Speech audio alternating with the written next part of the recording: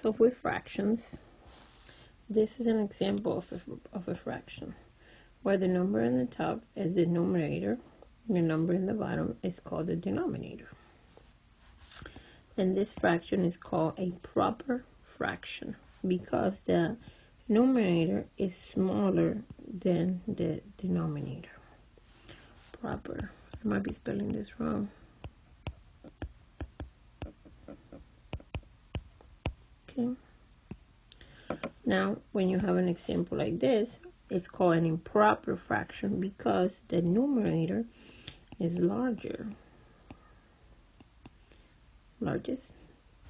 Larger, or bigger. Let's use bigger, better word. Than the denominator. Okay, smaller. Now, this one right here is called a mixed number. Okay, you can always change a mixed number to an improper fraction by saying 3 times 1 plus 2. So 3 times 1 is 3 plus 2 is 5 over 3. The denominator stays. Okay, to write it back from a improper fraction to a mixed number, you simply do long division. How many times 2 fits into 3? 1 time. 1 times 2, 2. Okay, so then the whole number, okay, the remainder goes on top, and the denominator stays the same. Okay, so you can have equivalent fractions, and what do they mean by equivalent fractions is they want to know if this fraction and these fractions are both the same. Well, how do you know? Well, you simplify. 3 9s, both divisible by 3. So you divide by 3 top and bottom. 3 divided by 3 is 1. 9 divided by 3 is 3. So the lowest these fractions can be reduced is 1/3. So 3 9s reduces to 1/3. Well, what about 5 15s? Well, they're both divisible by 5. And that gives you 1 and 15 divided by 5 is 3. So then you ask yourself, is 1/3 the same as 1/3? Yes. Therefore, 3 9s and 5 15s are equivalent fractions. So that's how you check for equivalent fractions. Okay, so when it comes to adding and subtracting fractions, well, the goal is they have to have the same denominator. And what I mean the denominator, I mean the number in the bottom. So in this case, you need to have 2 and 5. You want to find a common number that they both simplify into. So the least common denominator.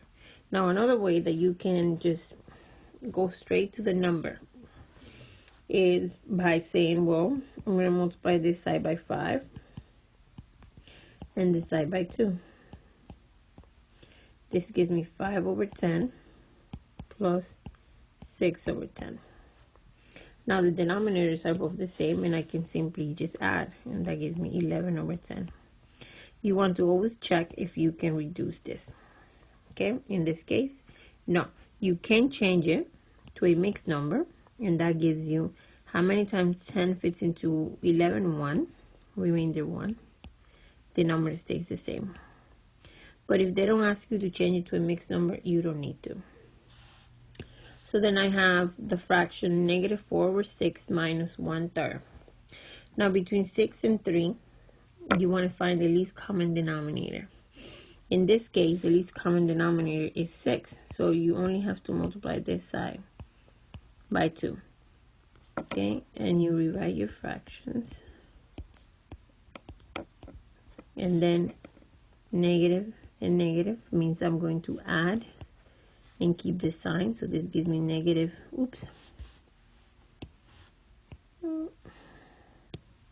gives me negative 6 over 6.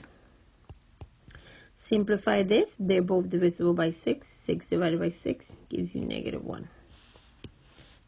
So that's negative 1 for that answer. Okay.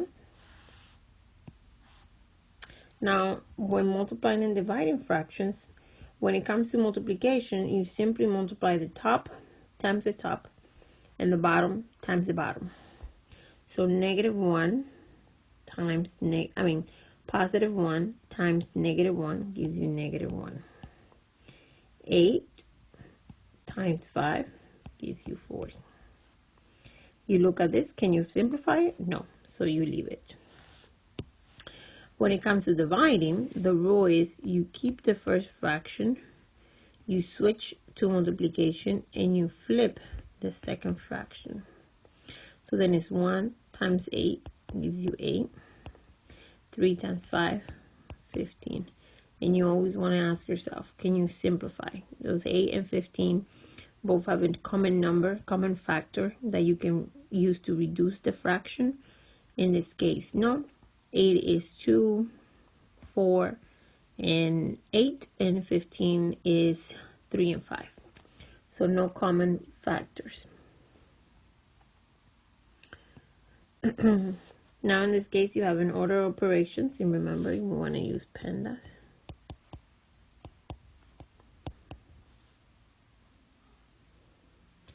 So we're going to start with multiplication, and I'm going to multiply top times top, bottom times bottom. Rewrite this number first, and then 1 times 6 is 6, 4 times 5 is 20. Now I'm going to look for the least common denominator between 8 and 20. I think that number is 40, so I'm going to multiply 8 times 5. And then I'm going to multiply 20 times 2.